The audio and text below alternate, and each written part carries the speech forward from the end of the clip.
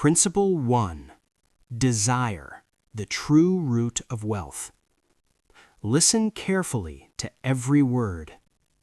There is no such thing as getting rich by accident. There is no such thing as money appearing out of nowhere.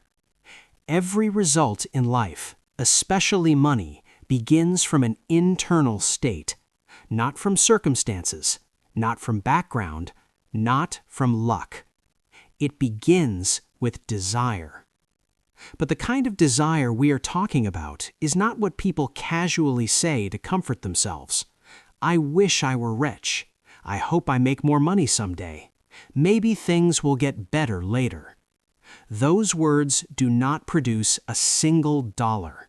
They only create the illusion that you have thought about success, and for most people, that illusion is enough to calm the pain.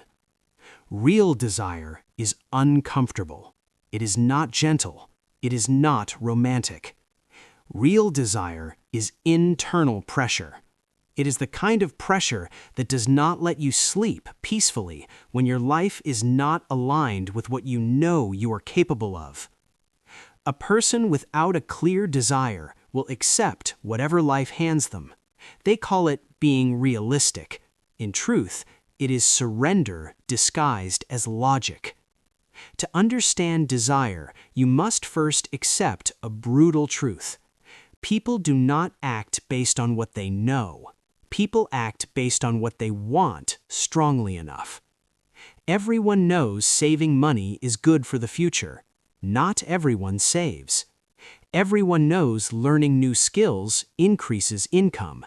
Not everyone learns. The problem is not knowledge. The problem is the intensity of desire. Weak desire creates weak action. Weak action creates weak results. Then people blame circumstances.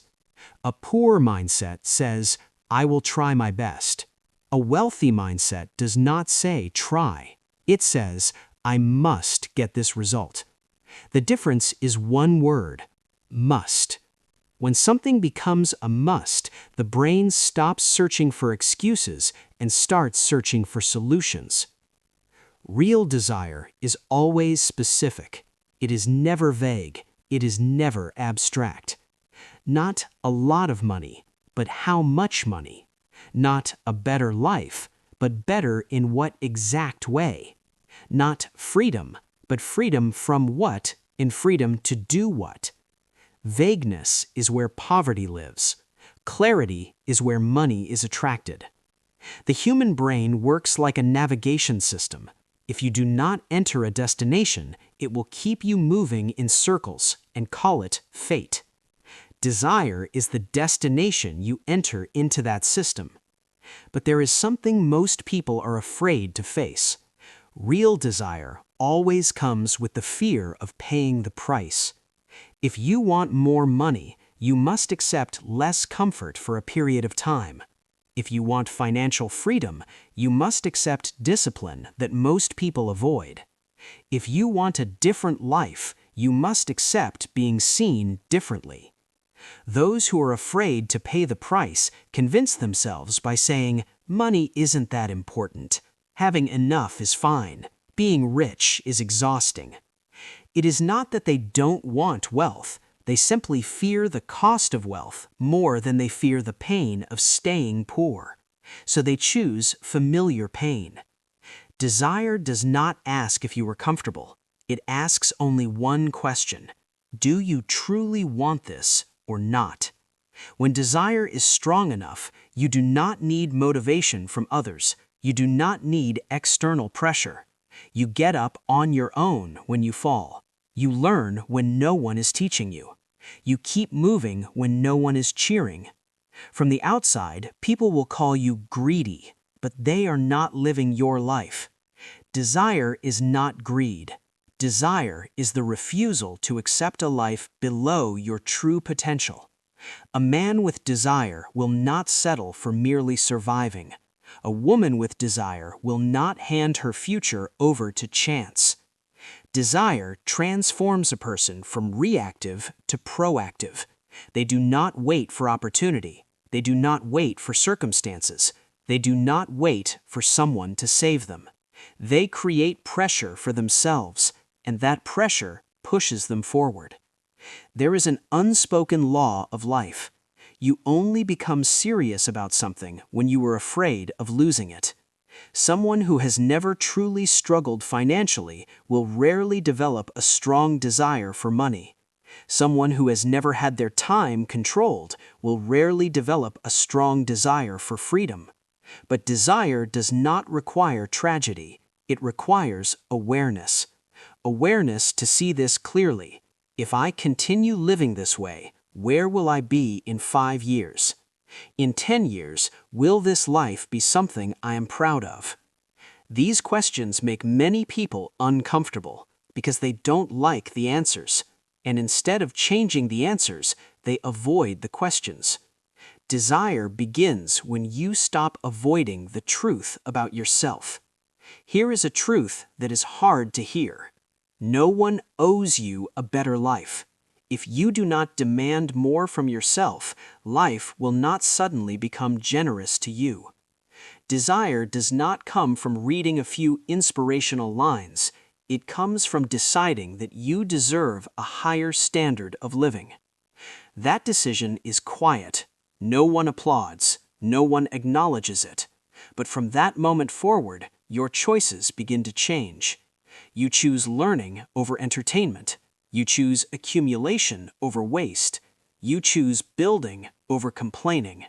Not because you are better than others, but because you want more.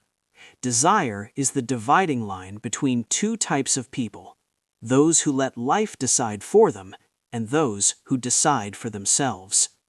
And remember this clearly: desire does not need anyone else to believe with you. It only requires that you do not betray yourself. Principle 1. Desire. Part 2. Desire is not born from words. It is born from an internal decision. Many people confuse thinking with deciding. They think about getting rich. They talk about it. They watch videos, read books, listen to others speak about it. But they never decide. Thinking alone has never changed anyone's life. Only decisions do that. A decision is the moment you cut off all escape routes. It is when you say to yourself, if I do not achieve this, I will not accept any excuses. People with weak desire always leave themselves a way out, and that exit becomes the reason they return to their old life. Real desire begins when there is no road back. Not because you were forced, but because you have seen clearly the cost of not changing. Here is a truth very few people are willing to admit. People only change when the pain of staying the same becomes greater than the pain of change.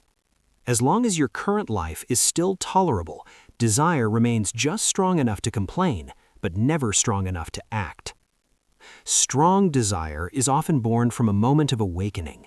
A moment when you look directly at your life and realize, if I continue like this, I will become the version of myself I would despise. That moment is not glamorous. There are no spotlights. There is no background music. There is only silence and the truth.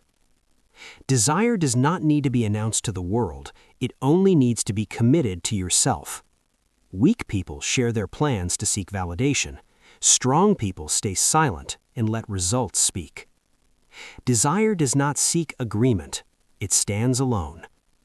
One critical thing people with a poor mindset fail to understand: desire is not hope. Hope waits.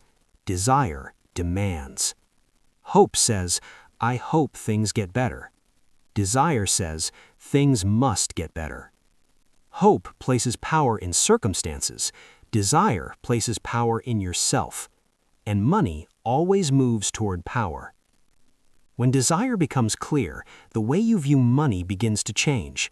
Money is no longer the final goal. It becomes a measurement of the value you create. When desire is strong enough, you no longer ask, is this easy? You ask, does this move me toward my objective? When the question changes, life changes.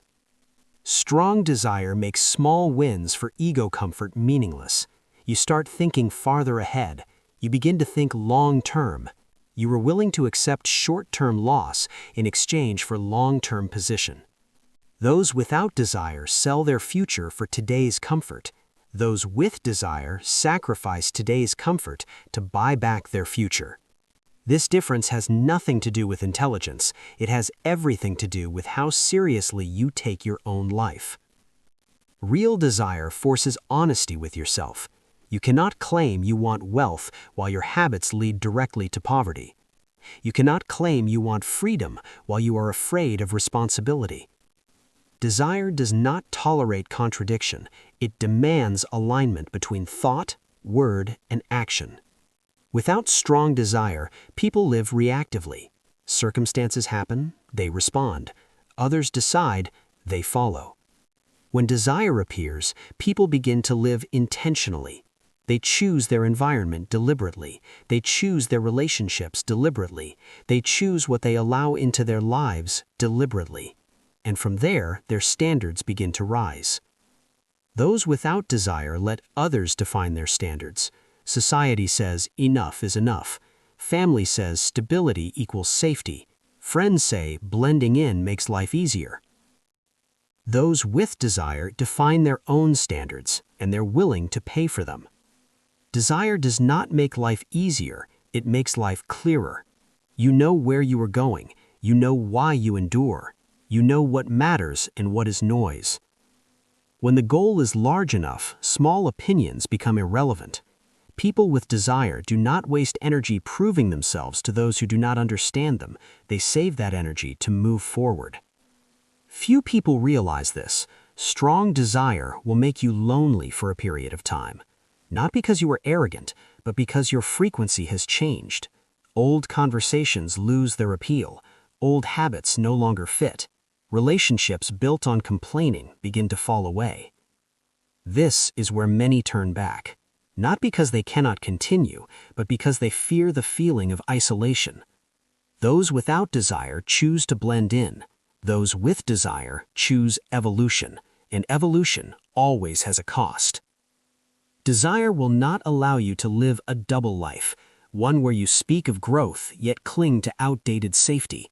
Eventually, you must choose. Not choosing is still a choice, and its price is often very high. True desire makes you fully responsible for your life. No blame, no complaining, no scapegoats. When things are not yet as you want them to be, those with desire ask, "Who must I become to deserve this outcome?"